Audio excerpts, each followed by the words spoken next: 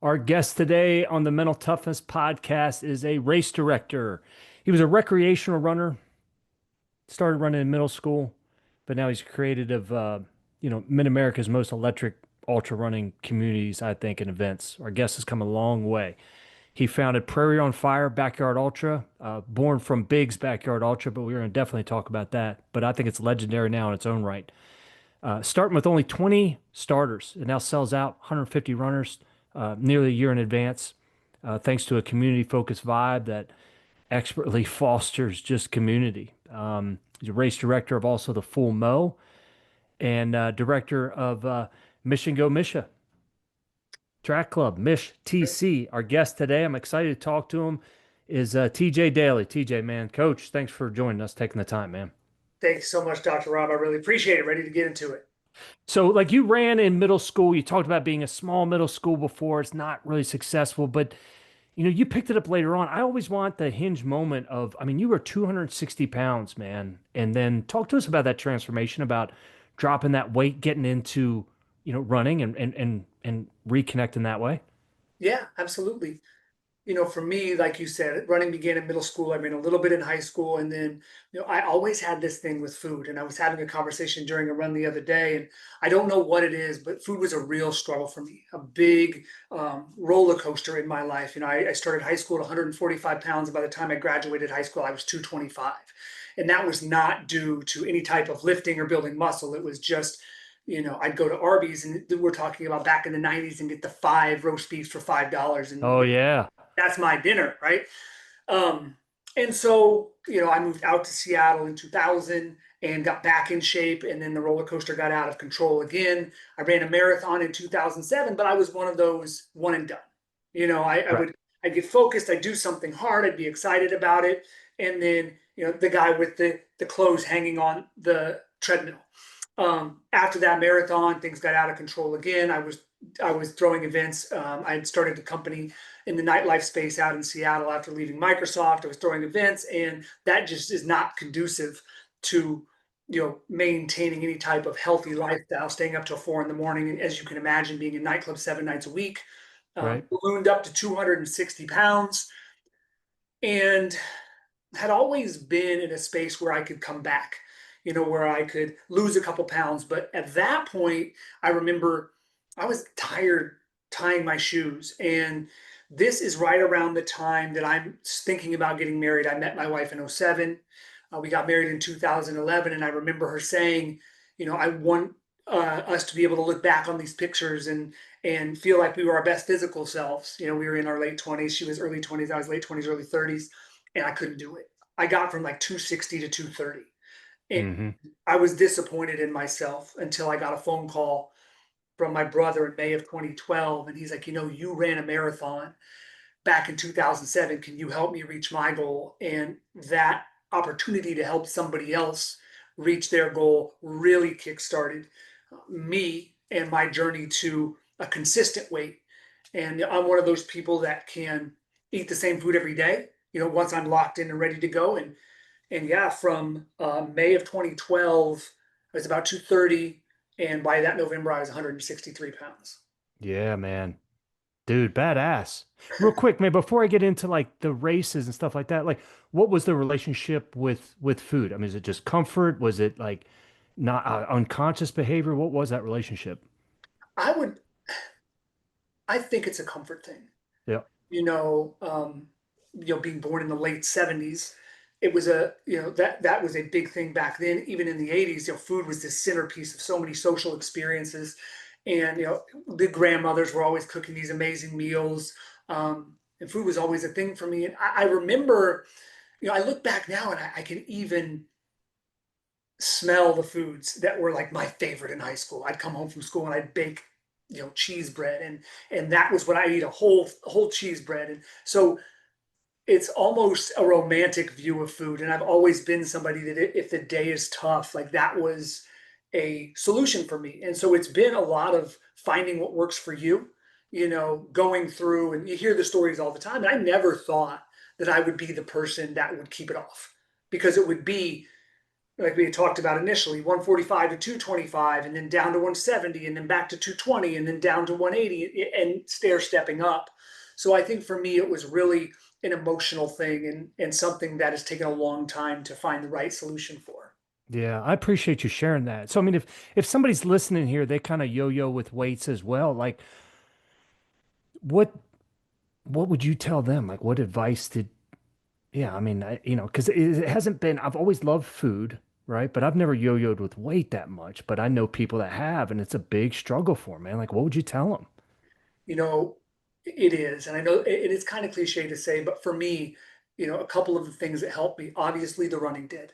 And putting that piece into play, and if you're a competitive person and you see the improvement, that's a big thing, right? It's like anything, you see that little improvement in the beginning, and to have those two things tied together, knowing that as I'm losing this weight, I'm seeing improvements in my physical performances, and I know these two are tied, that helps. But what's helped me, I think, in the long term is realizing that I have to treat myself like an addict, meaning that I try not to keep foods in the house. 3 or 4 years ago, I started on intermittent fasting just out of, it was weird. I'll kind of tell the story very briefly. We were running a relay across the country. It was a virtual relay because it was during COVID Hmm. against 1,000 other teams. And long and the short of it, you had to get up every day for 15 days and run an hour as hard as you could.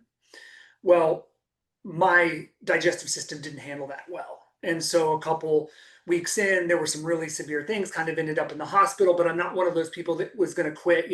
Of course, you get information and feedback from the doctor like, well, it's not that serious, but I'd be careful. Well, if it's not that serious, we're going hard. But anyway, Right. um, the last week of that, I wasn't able to eat in the mornings at all.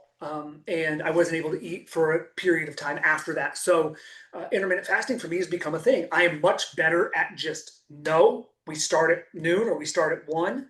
And then, I can be a little bit more forgiving with myself for the next 5 or 6 hours. And then we just stop again. It's much better than, okay, I've got to manage this meal and then this meal, Right. this meal. So that's something that's worked really well for me, but it's taken a lot of guess and test. I was into, there was a brief period of time when I moved out to Seattle where I got into bodybuilding and weightlifting, and I was doing 6 meals a day, but I was so miserable to be around because Right. it was like, okay, I've got to have this many calories at this time, and it's got to be exactly this time, and I have to eat exactly at this point after I finish my workout. Otherwise, my body's not going to absorb the nutrients I need. And it was just, I was maintaining weight, but I was terrible to be around. And so, Right. those are the different things that I've tried over the years. But don't give up, and you'll eventually find it. Yeah. No, thanks you for sharing that, Coach. I really appreciate you delving into that, man. I mean, you obviously with the running piece then, so you got back in, your brother wanted a marathon, you helped him. I mean, 9 months later, man, you were crushing a 100 miler, Right. when you so I know like how that mindset is, but when you started, like, what did you learn about yourself during that time? I mean, addressing like a 100 miler, you take that next step. What was going on in that mindset, and what were you learning about yourself? Yeah, I was learning that there was probably a hole somewhere like inside. I don't know if you want to call it spiritually or whatever. I tell this story that both of my brothers were reasonably good athletes. My younger brother, he's 2 years younger, and he was very gifted in ball sports. He's a great soccer player. He's a great basketball player. He played with NBA's star Zach Randolph for 6 years between AAU and high school, and was just a phenomenal player. When it comes to pick up ball, like anywhere we went, Trent was in, and my dad was a D1 basketball player. And so growing up, Trent got a lot of attention. I was the first one where parents are still trying to figure out what angle they're going to take to, motivate their child in a competitive arena. And so I didn't pan out Right. as well. And so growing up, I saw Trent get all this attention. And then my youngest brother, my dad's an avid golfer. Well, Todd's a really good golfer, among other things. And so when I get to this point in time in my life, coincidentally, right before the marathon, I started reading Born to Run. And that is, as you're well aware, a book that has kicked off so many ultra enthusiasts. This is Hmm. 2012-ish, right? And the book came out a few years prior to that. And I'm like, wow, this could be, I know that I can lock on to and accomplish things like losing 70 pounds in from May to November. And I was raised to, if you start it, you finish it. So Right. once you cross the start line, there are no other options unless they're carrying me out on a stretcher. And I'm like, well, this is a way, this could be my thing. Yeah, my brother ran a marathon, but I'm going to take it further. And then this could be my thing. So the initial motivation for that was like this child that wants this attention. Hmm. And my parents gave me so much other attention in so many other ways, and they were great. I have no complaints about being raised, but like, wow, this could be my thing. And so then we step into that world, right? And the month after that marathon is my first 50K. And then I reached out to Carl Meltzer, who was the winningest 100 miler of all time. I worked for Red Bull for a while. He's a Red Bull athlete. Started working with him, and then it just continued and progressed on to 100 mile that August. And then you were, I mean, were you a sub 20 100 miler?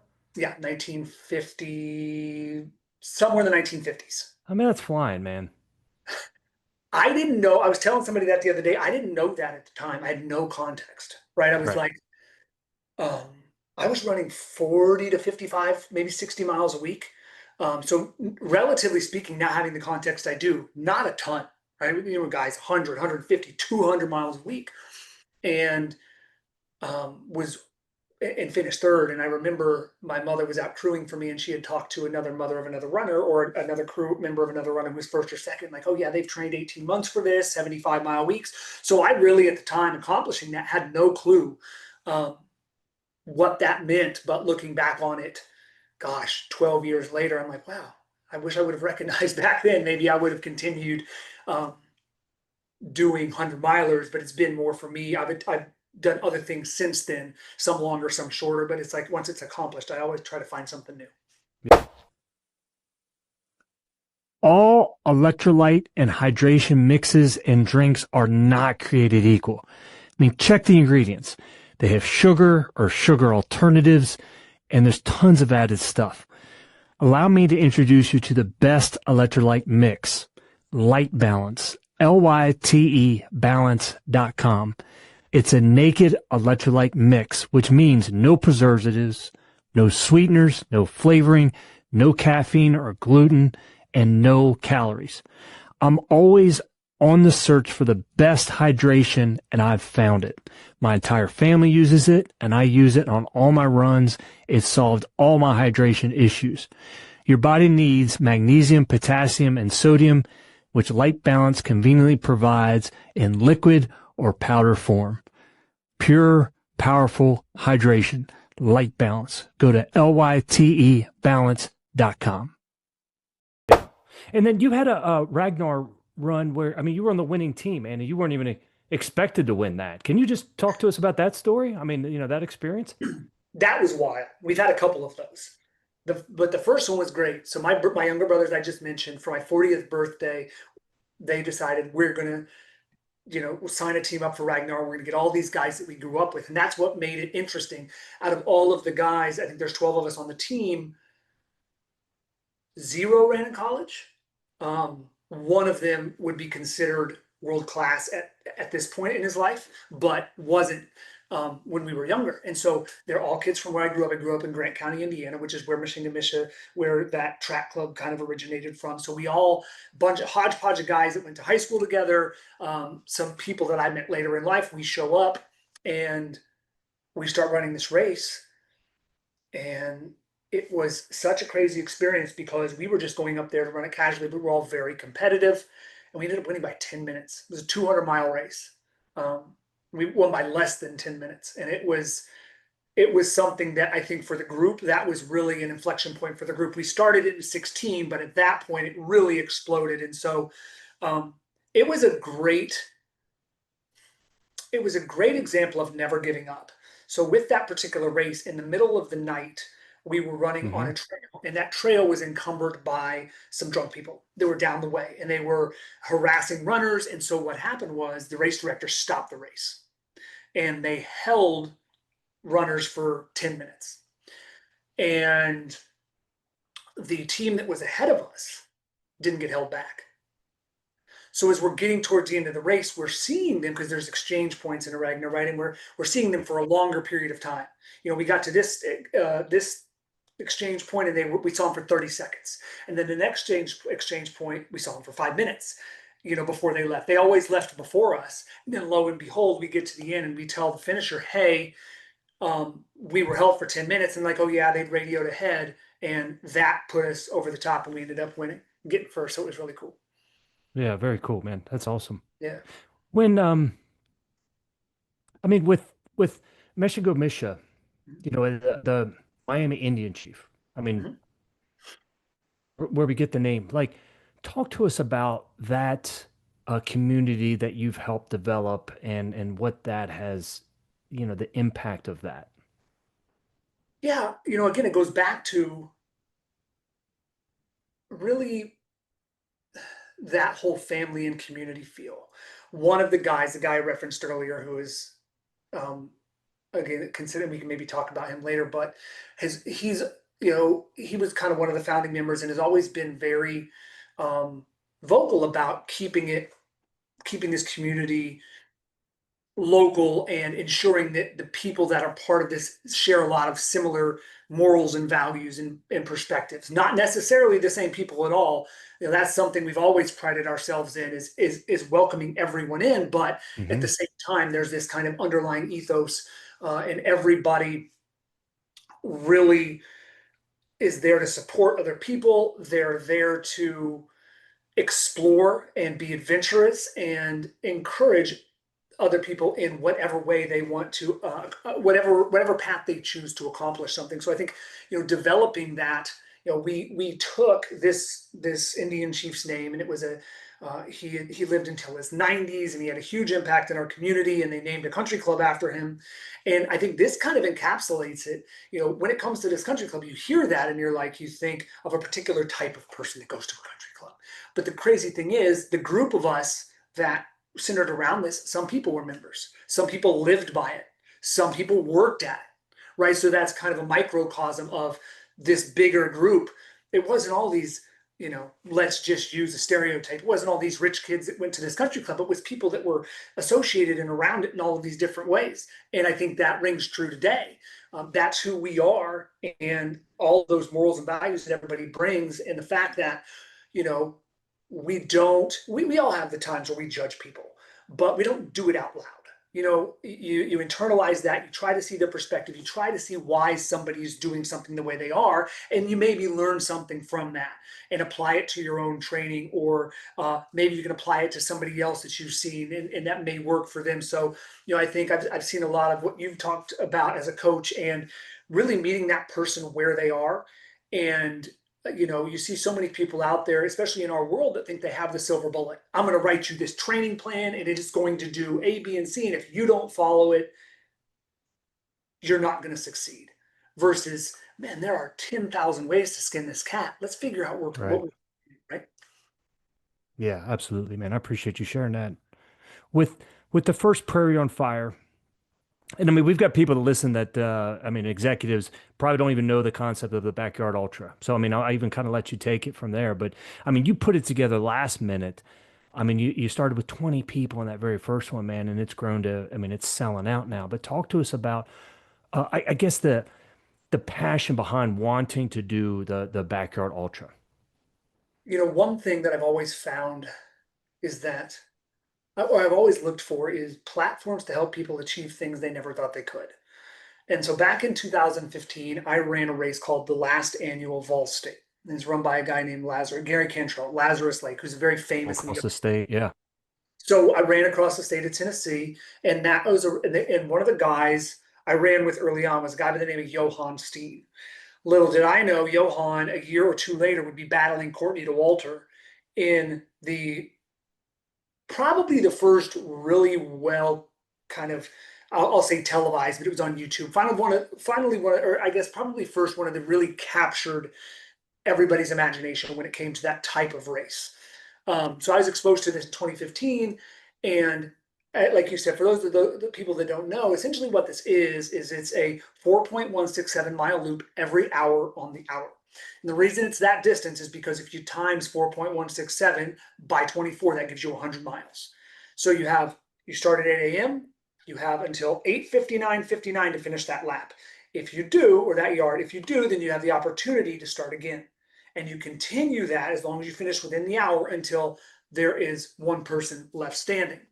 And so I thought, what a cool way to give somebody the opportunity that may be in an in between, right? Maybe they had never run 8 miles, or maybe they've never run 20 or 40. Well, there aren't traditional race distances for the most part where you can do that. So this is kind of a choose your own adventure. And then how could we do it at a time of year that's conducive? Because Indiana, we're going through the heat and humidity right now. The time of year where it's conducive to good performances and on a course that's conducive to good performances so that so that it's not intimidating. If somebody says, hey, why don't you go and you run one of the Jackson County Ultras? I love those guys. The Dino guys are amazing, Josh and that team, but they're really intimidating. Thousands of Yeah. feet for every yard or every loop Yeah. you climb when you do those races. So that was the thought behind it, make it accessible to people. And it was really blind passion and then just consistency.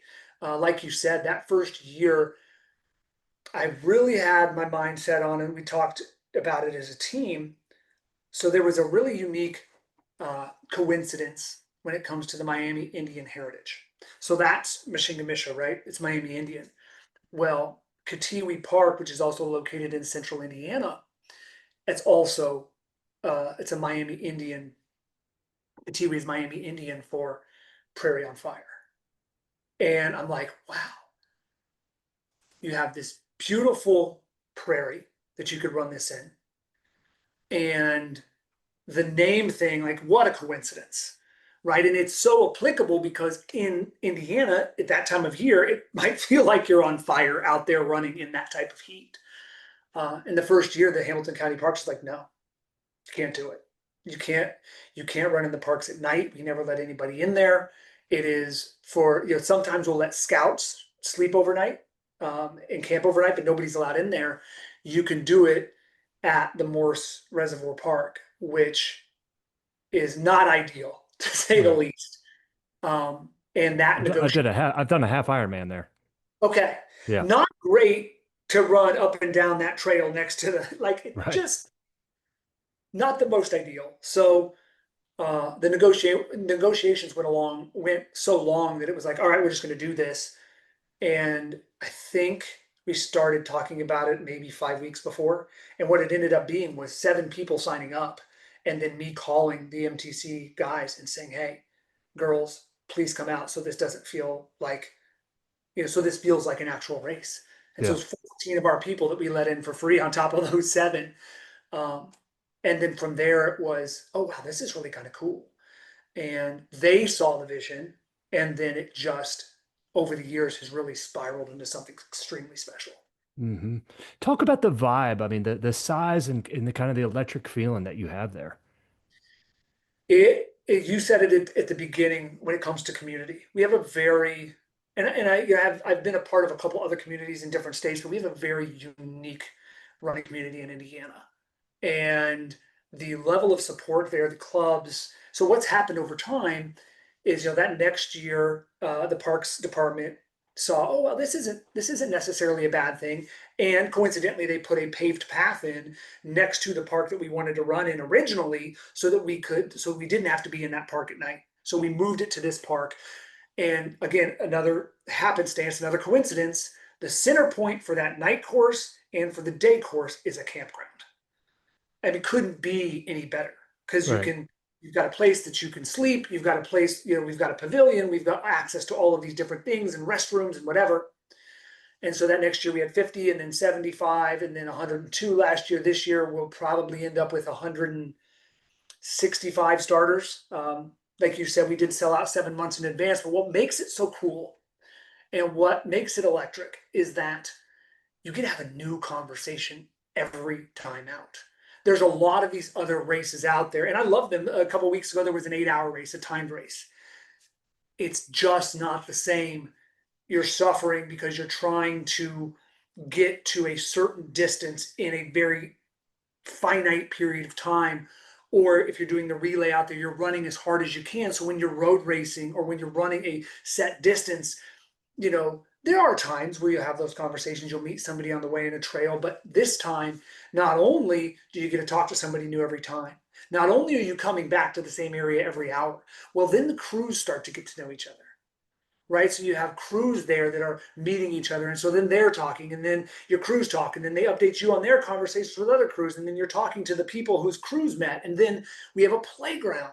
So you have kids coming out, and the kids are hanging out on the playground and they're playing. And then you have some of the older kids that are doing chalk drawings on the asphalt for the runners as they come in. So there's this snowball effect where everybody's getting to feel like they're participating, because you go cheer on a road marathon, you might see your runner twice, Right. but you get to see him every hour. And then, as you know, in the ultra world, people love, it feels much better to give a gift than receive it. And so people love to support others and to see, oh, so and so runner forgot this item. Okay, this person from this other crew is doing this, or the food that we have available and people coming out and making pancakes or smoking brisket, things like that, really add to the ambiance. And then our goal, and I'll kind of end it with this, is that we want to make people happy and deliver the best experience possible. Hmm. I don't know about you, but like, I've experienced a lot of races in my life, and it feels like when you lose the passion for developing the race itself, and you start to focus more on the financial benefits, then the accoutrements, the extras, the little things that matter start to fade away. And now you're getting a packet that has a t-shirt that, cost $1, and then 17 postcards advertising different people's businesses. Sure. Versus, so we want to make sure we're on the other side of that and bringing more value. I want you to be excited and happy when you're like, whoa, this is a packet, I get all these things, or this is the food that's available. We want to create that awesome experience. That's awesome. I mean, talk to us about like the smoked meats, man, the brisket, like that it may become like a signature of this race, man. Yeah, so it just so happens one of the guys that was on the relay team we talked about earlier, who's from Grant County, one of my best friends I grew up with by the name of John Faust. John started his career in the service industry and worked his way up, and was the general manager of Ruth's Chris downtown. And he's since left, and that's actually going to be great because he now is a part of King Dough Pizza. They will be doing pizza on Friday night before the race, so we'll have pizza for all of those people that are signed up from King Dough. But John has a massive passion for uh, the smoked meats. He has a 700-pound quarter-inch steel smoker at his house. Um, and that's just his thing. So he will go to the butcher, and as you know, you do this. He'll get, we'll be up at 4 or 5 in the morning. He's getting the smokers ready on site so that come midday or early evening, we've got this huge spread available and ready for everybody. And it's something that he's super passionate about and has a lot of fun doing. So it's obviously scaled over the years, but we haven't brought the big smoker out yet. We're probably going to bring it this year. He's brought some of his smaller stuff, so it'll be full steam ahead this year when it comes Yeah. to. And so your daughter is a part of these races as well, man. I mean, what's that experience like having your daughter be a part of it, man, and push yourself? It's such a interesting balance. I've been so proud and so happy of some of the things that have come out of her mouth that I've seen from her. Because with the kids, you want them to have fun, and you hear all the horror stories, the Todd Marinoviches of the world, the people Sure. whose parents pushed them, right, like as hard as you could. And and I know, and I'm making assumptions, but I know what my physiology is like. And for me, it's I've accomplished some really cool things, but it's a really long build. It's taken 10 or 15 years to hit some of these milestones. And I know that, if she's got my genetics, we're not the kid who's out of the womb running 5 minute miles. And you see them in competitions. And so Right.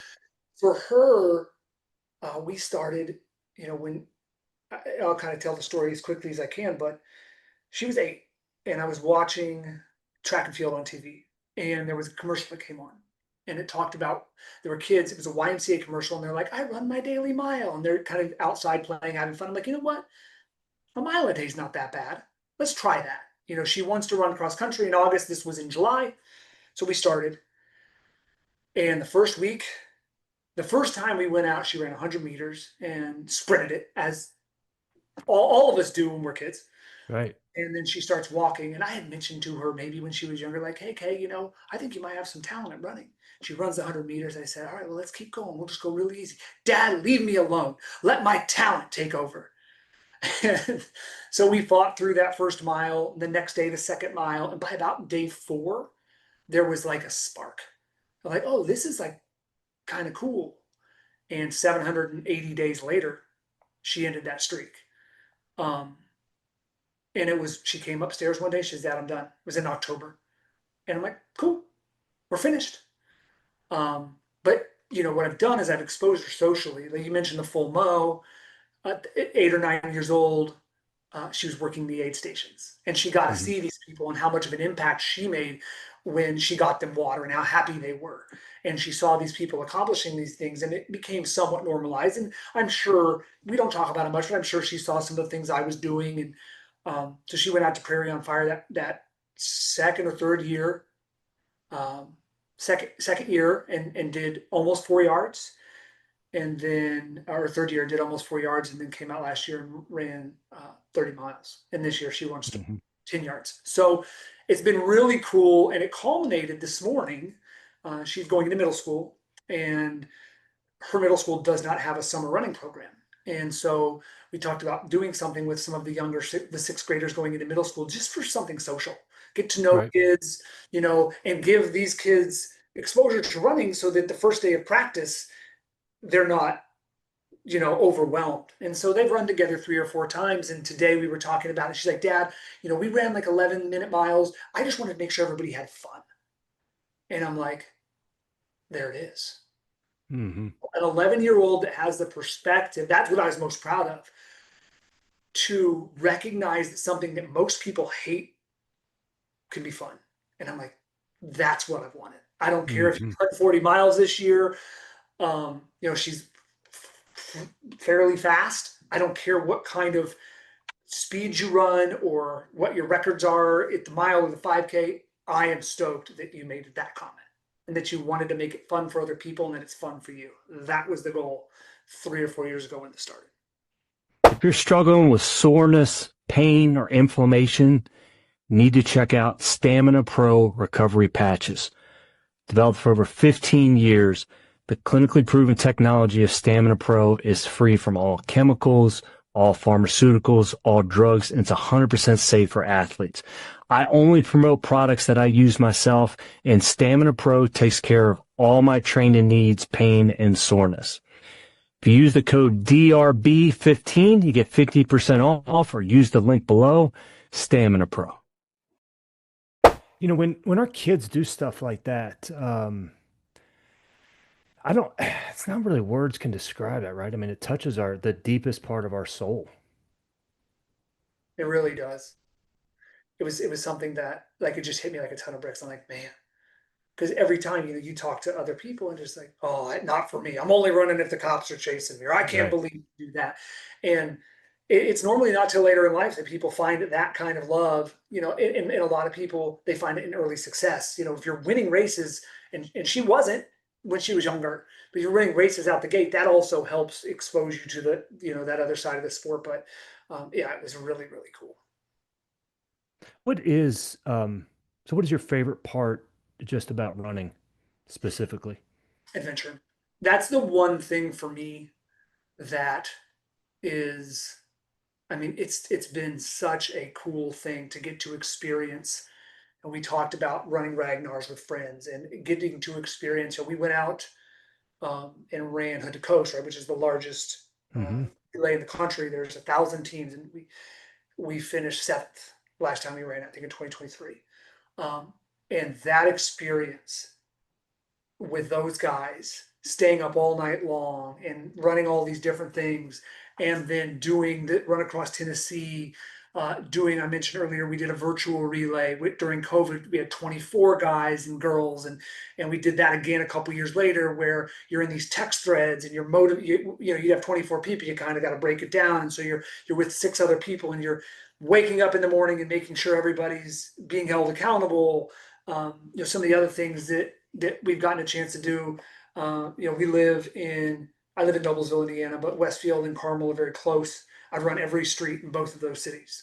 Uh, Again, like, what a way to see the place you live. But yeah, and I get so much excitement from stringing together a new route. I've had people that live close who follow on Strava and they'll see a run route and they'll be like, I used some of your routes to kind of vary what I'm doing. So we had I think you're familiar with Cameron Balzer, who is part of our team who ran around the perimeter of the United States. And we drove out and ran. We flew it down to run with him in Florida. And then as he came back around the perimeter, my family and I went up in an RV to Michigan and ran him home to Cleveland. Or pretty close to that. And so, like, that adventure, how cool was that? And getting to see these Hmm. different places of the country, that is what does it for me. It's not run. I mean, again, I've been lucky to experience all of it. I've been lucky to have the inspiration from others out there who have skill sets in certain areas. And I've been able to run fast road races, but at the same time explore ultras and all of these different things in between. So that's my favorite thing about it by far. Yeah. No, I love it, TJ. Thanks for sharing that, man. It's cool. Very cool. With Chasing 100 in the movie, and we'll put that link on there as well. I just thought that was fantastically done as well. Kind of illuminated the race as well. But I was wondering if you could delve into deeper into Prairie on Fire and then the mentality and how important the crew is, but what does it take for and I guess, everybody has their own goals when it comes to it, but what have you seen when it comes to this race and success and being able to push yourself? There's a couple key things for those people who want to go really far. There are two, I think, paramount things. Number one, do not come in with a goal, because getting through that is probably the hardest barrier you'll have to get through. I can't tell you. I mean, if you come in with a goal, I've seen people push a little past it, but it's normally 2 or 3 yards. So give me an example. What would be like someone come in for 100 miles? Some come in for 100 miles. Some come in for 50 miles. Okay. Um, Somebody come in for 100K. There's I think what you would think are pretty obvious. We'll have a lot of drops at 50K. We'll have a lot of drops at 50 miles. We'll have a lot of drops at 100K. And that's where it gets really hard, because there's nothing between 100K and 100 miles. There's no significant, unless your own personal mileage uh, record is somewhere in between there, there's nothing. And it's the middle of the night and you're running in and out and back. It gets really difficult. So the people that come in without a goal tend to do the best. And like, I'm Mm. just gonna go. That's number one. The other thing too, again, to go really far, you have to start resting early. It's so much fun. There's so many people out there, and by the time you're done there, it's your family, because you're going to know a handful of people out there anyways through all of these community relationships that we have, but you're going to know half the field by the time you're done. And so there's going to be a lot of camaraderie and things going on. The people that are going to go a day or 2 or 3, they're in their tent off the jump. They're having their conversations during the yards, but when they're back, it's business. Now, there may be some yards where they don't do that, but it's get back, get off your feet, get some rest, get your routine done, and get back on your feet. Don't sit around. Don't come in too fast. You want to, come in with enough time to accomplish your routine, and you want to get up on your feet and you want to go again. Those are the two major things. The And, other and, thing, and what have you seen? Like, what's the best? And I don't mean to interrupt. Like, what's the best routine that you've seen that people have come in, and how do they handle that their work to be done? normally you want to come in and handle your nutrition that you Hmm. haven't handled on the course, your hydration. You want to get that done. You want to deal with any potential long-term issues as quickly as possible. If you start to feel chafing coming on, get it handled then and there. Don't wait. So it's really handling nutrition, and then if you're someone who's trained yourself to be able to take these kind of cat naps and get a couple 5 minutes of, or even off your feet for a couple minutes.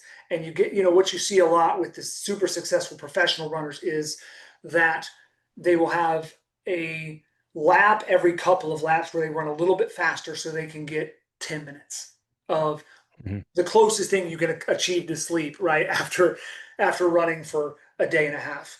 So I think that's a big thing. And then the other thing is, with those specific engagements is don't sit in the chair too long, because Laz will say this too, the hardest distance in a backyard ultra is walking from the chair to the corral. So if you can get up out of there, handle those things, develop your routine, and you're going to have to be flexible.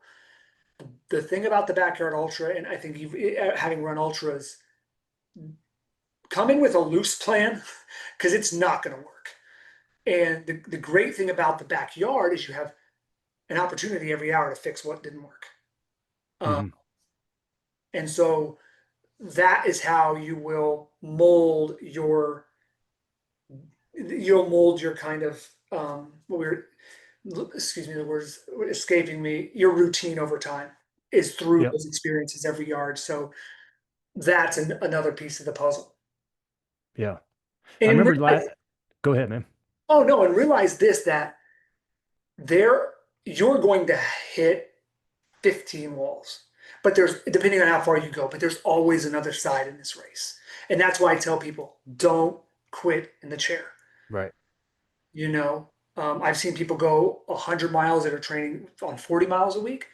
I've seen people go 100 miles that are training on 90. It's the people that realize, I know I feel terrible, but I can get through this. I can problem solve my way out of this. I can keep going. Those are the ones that make it to daylight. Hmm. And I remember last saying that 80% of people that drop are from that chair to the start line. They just, I'm done. I'm not getting up.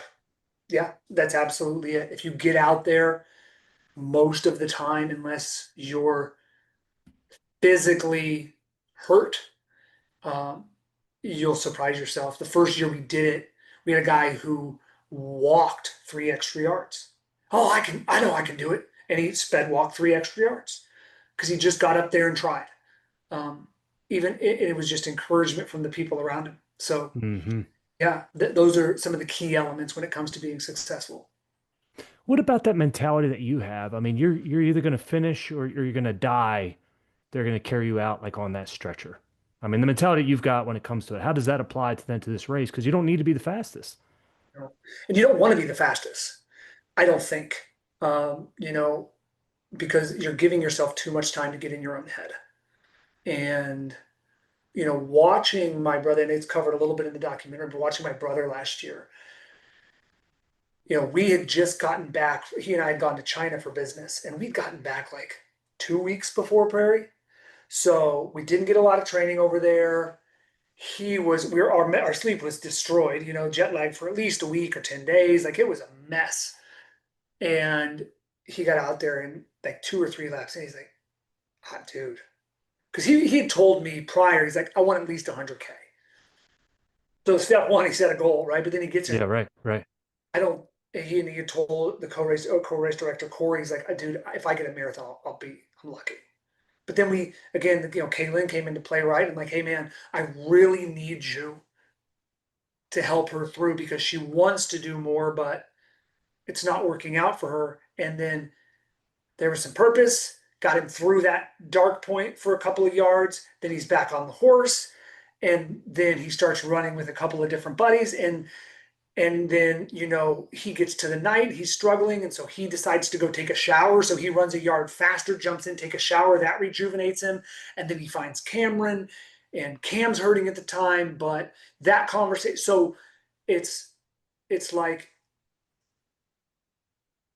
no is not an option, and just look for these silver linings, these glimmers of hope, these different, they're out there. Just look for them and hold on to them. Look for Hmm.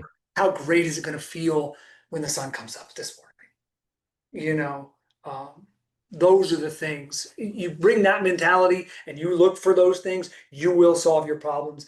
I mean, we saw the record go down, what, like a couple of weeks ago, somebody almost made it 5 days. Like the body can do way more than you think. Hmm. No, it just gets me thinking on that. The power of an experience. I think that's why I love the races so much because you don't know what the experience is going to be and who you're going to connect with. But the way I always see like we get outside of our own head is if you can focus just on somebody else. You know, I mean, Des Linden, right? She won the Boston Marathon because her she focused on Shalane Flanagan early in the race. And hey, I'll stay with you, you know, until she got her second win. So I've always found that to be amazing when you can just kind of focus on somebody else. You help yourself at the same time. That's so true. I mean, I was at that race. Boy, Oh, is that right? that was a year I ran with both my brothers. And, oh, those Okay. conditions, Yeah, unbelievable. I had a buddy that ran that one. Yeah, it was a tough one. That was a tough one. I don't mean to derail, but I'd love to talk to you if just for a second about your prep because you're running Prairie this year, and I'm really Yeah. excited to kind of hear about what your perspective is on it. I mean, you bring so much knowledge in the mental space, and you've experienced so many different things. I'd be very interested to hear, if you want, as much as you want to share on your preparation and kind of approach. I'm really interested. Yeah, I mean, should I share it like on the podcast or should we go offline and share it? Because I feel like And I'd we be can do more that open too. if it was offline. Fair. We can do that too. I just, I wanted to call out for your listeners that you are running, and I think you have a really No, unique opportunity. no, I appreciate it. I mean, I know my overall mindset is, I'm the same thing. Like I'm gonna set a goal and I'm gonna achieve it. I mean, there's just no other option to it, you know. So that's, um, I do it for the I do it, with my kids.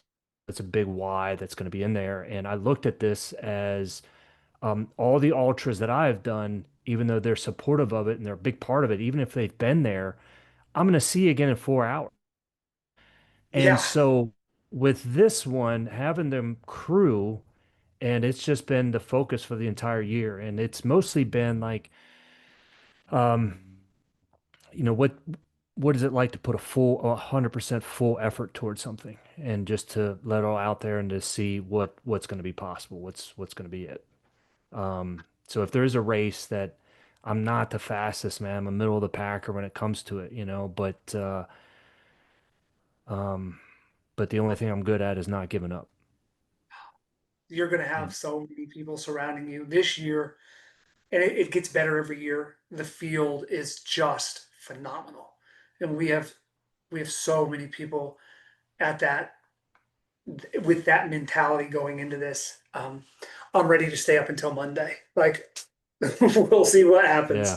yeah, yeah. Between you and me, and everyone listening to it, like I've spoken then at length about this, and I can share it with you off of there. But I've got I don't want to compete against anybody else because I can get outside of my own head and I can't look at like somebody like a Jeff Walker and actually think like, oh, I can beat that guy. You know what I mean? Sure. That guy's intense, man. I mean, he got second place to Harvey Lewis running 200 miles. You know what I'm saying? And so I don't Yeah, want that to diminish. Like, I just want to share a sentence with somebody. That's my whole goal, like in life. I want to share a sentence with somebody. If you share a sentence with somebody, right, that means you've done something. And if you think about, like, okay, well, and it doesn't matter, like, he's the only quarterback to throw 4 touchdowns his very first time out playing, right? And who else was to do that? That was Brett Favre. Well, you share a sentence with somebody. So to share a sentence with Jeff Walker, like, that would be impressive. You know what I mean? But yeah, I've got my own goal kind of heading into this one, and I just want to compete against myself, man. that's so cool. Yeah, Jeff. I've always, you look at Jeff, and he'll appreciate this. I mean, Jeff, we talked about it the first year. He does not look like does not look like a runner. Jeff is like a stockier build, really like solid.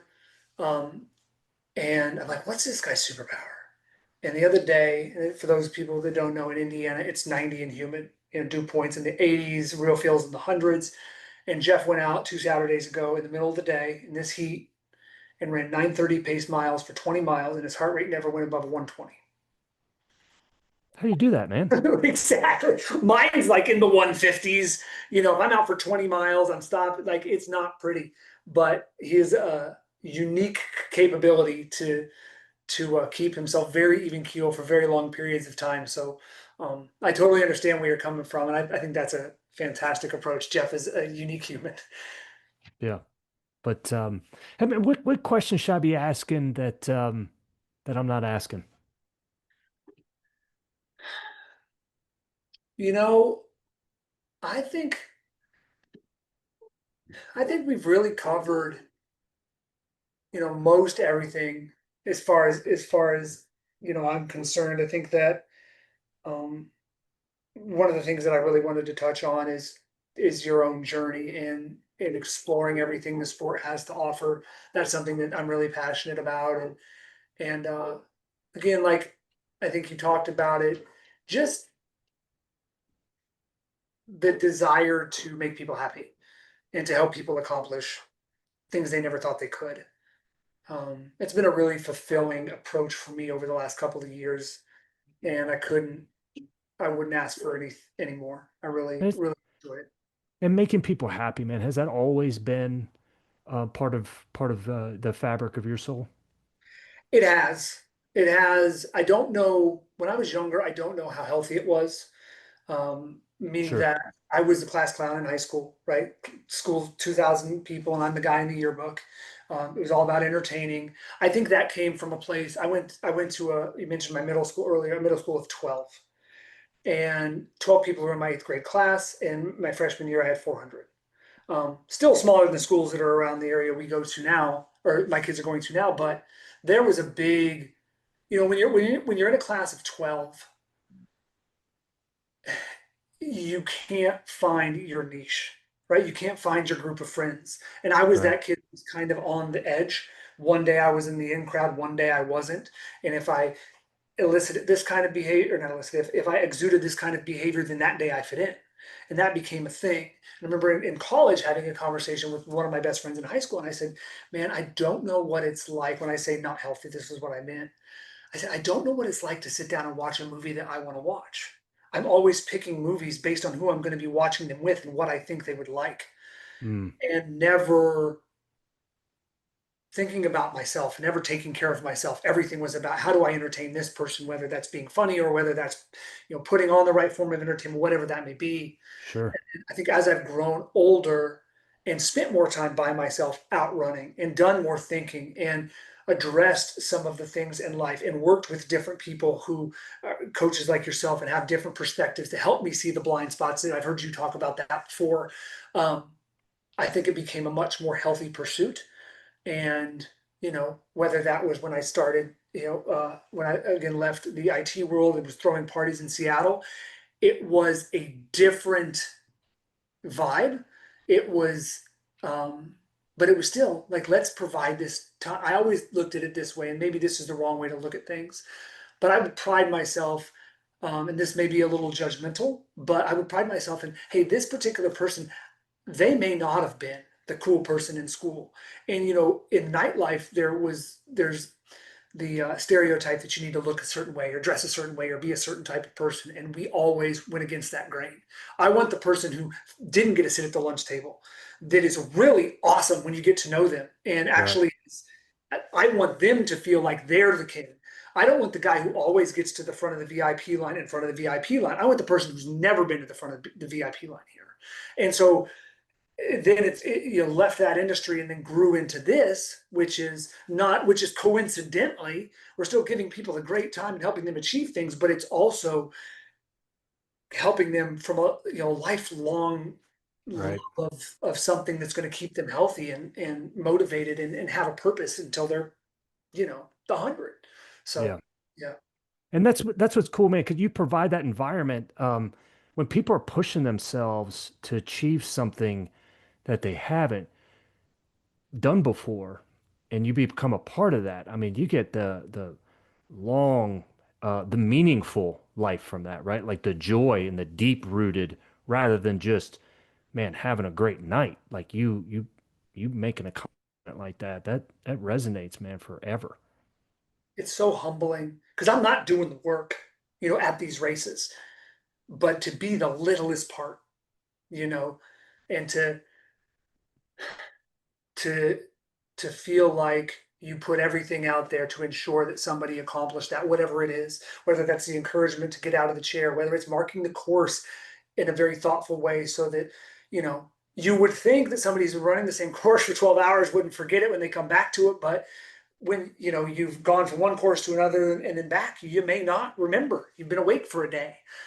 So being thoughtful about that, those little things, and feeling like you didn't let somebody down by not putting it all out there yourself. It's so humbling to be part of these experiences. And watching the documentary and seeing everybody accomplish this stuff just puts a smile on my face. And it's by far my favorite thing to do.